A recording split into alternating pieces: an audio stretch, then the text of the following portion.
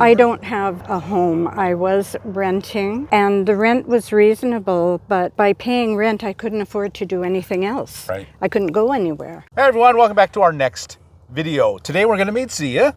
Hello everyone. Hello Bob. And you are a Canadian. I am. I love it. I can't imagine living anywhere else, but you know, being here at this time of year when it is the really gray, wet, drizzly days, I'm happy to be here right now. So my first time down here. So. And how long have you been on the road? Since full-time since May 2023. But in 2022, I did a 4.5-month road trip from British Columbia across Canada to Newfoundland. And what do you think so far?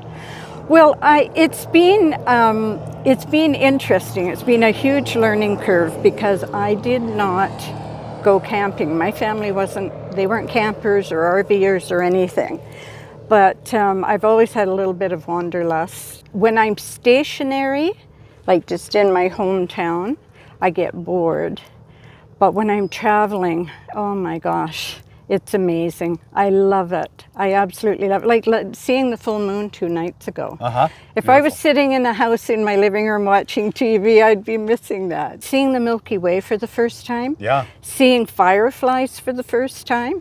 You know, it's just, I love it. You're not keeping your home in Vancouver? I don't have a home. I was renting and the rent was reasonable, but by paying rent, I couldn't afford to do anything else. Right. I couldn't go anywhere. Right. And so I thought, so it was partly the decision to go full-time was partly financial, and it was partly because I wanted to give it a shot.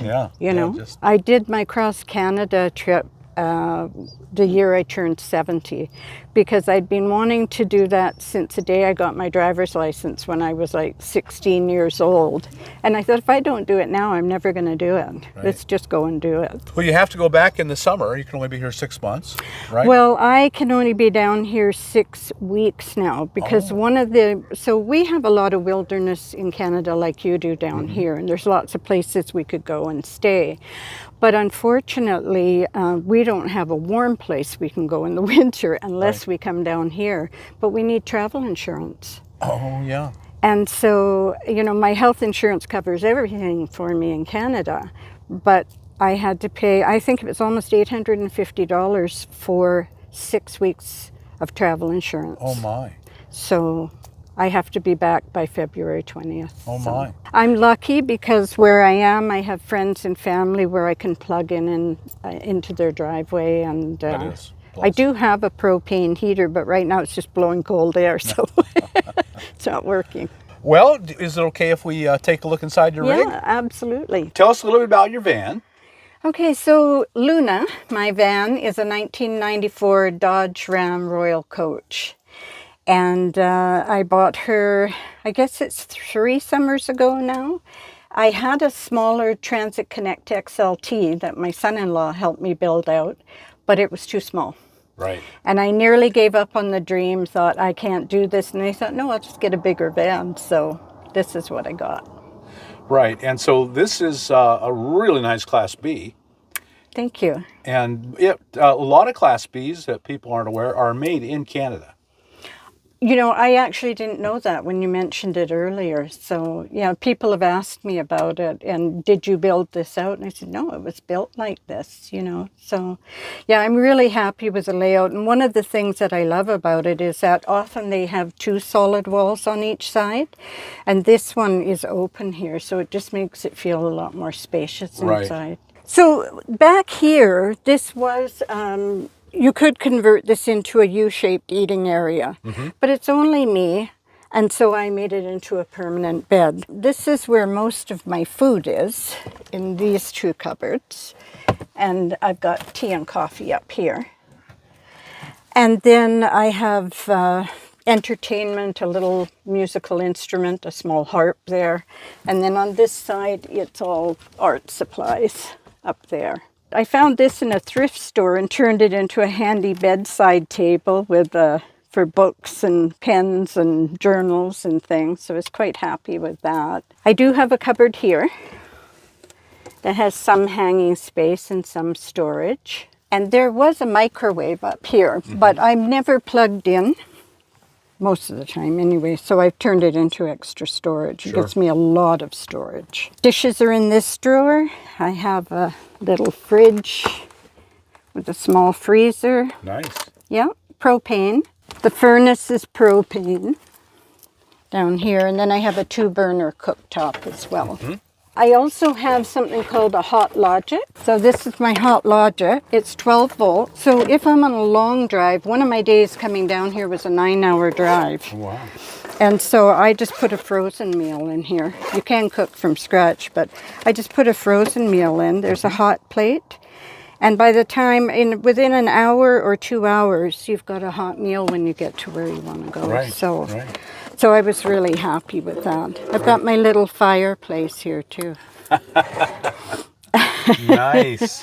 And there was a Christmas tree there at Christmas time as well, so gotta have that. In the corner cupboard here, I don't know if you'll be able to see it, but I have a Jackery 500, and I usually just charge it when I'm driving, but I do have a solar panel to go with it. I've got 2 Luci Lights, one in each corner, and they're solar as well, so I just put them on the dash when I'm driving, and they power up and they give me enough light to read by. The only power I have is the Jackery 500, so, and that I found that that's fine for me. It's got everything I need, it really does. I've got cutlery, I've got utensils. Charlie's food is all down here, but this is a little pantry.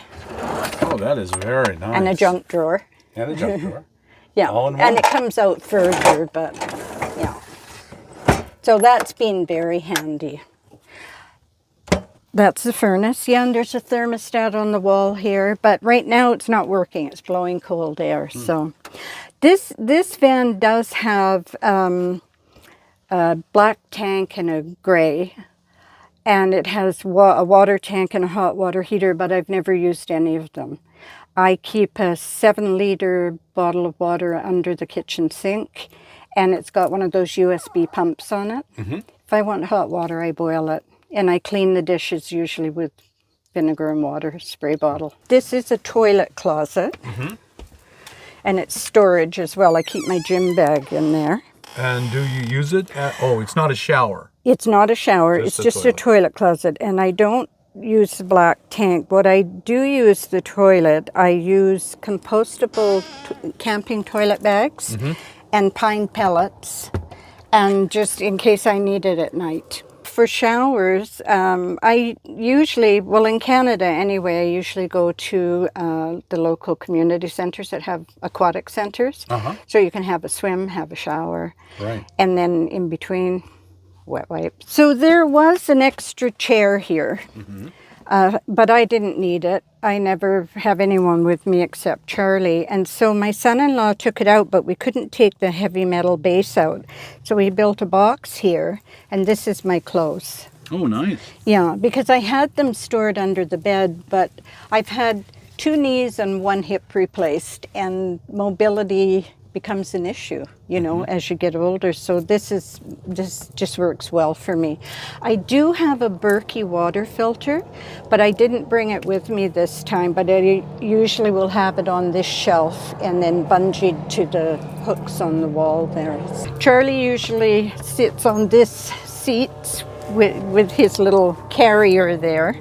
And then there's just a tiny bit of storage up there for a few things, but not a lot. I took the table that was from the eating area in the back and we put hinges on it, and I've got this here now. Nice. So I can eat here, I can work here, I can do crafts, whatever. So I have a little garage area here. There's actually, it goes quite deep, and then the rest of the space, there's a wall in there, and the rest of the space is for under the bed storage at the front. But it seems like you have plenty of space. Yeah. The only thing I don't have room for is the my camping chair, and I just fold it up and put it on the floor or on the bed when I'm traveling, right? When I'm driving. Well, I'm sure there are people who would be interested to follow you as you travel. Do you have any social media you want to tell us about? I do. I have a YouTube channel. It's Chasing the Moon RV, and right now a girlfriend and I are trying to start promoting women getting together. Because what I found in Canada, Bob, is that there isn't a lot of community. I kept hearing about the nomad community and how wonderful it was, and I have experienced that big time down here. And in Canada, it's been pretty solitary. So I'm hoping to really start promoting that in Canada with events that people can come to. And I'll try sharing some of that on my YouTube channel. Very good. Yeah, that's a wonderful idea. Yeah. Yeah. Fingers crossed. Yeah. Yeah. And so do you have I think you said you had a website that people could go Yes, to about that? if there is, we're hoping to have an event this coming fall.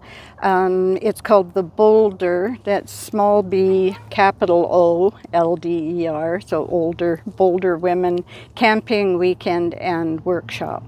And that'll be on ireneharlow.com on the events page. That's IRENEHARLOW.com. Very good. So everyone go and those Canadians out there, go and check out her channel. And about Americans are welcome Yes. too. Come on up and see us. Yes. And everybody Everybody. in the whole world Yeah. should go to the YouTube channel. Yes, And thank you'll you. be talking about it there.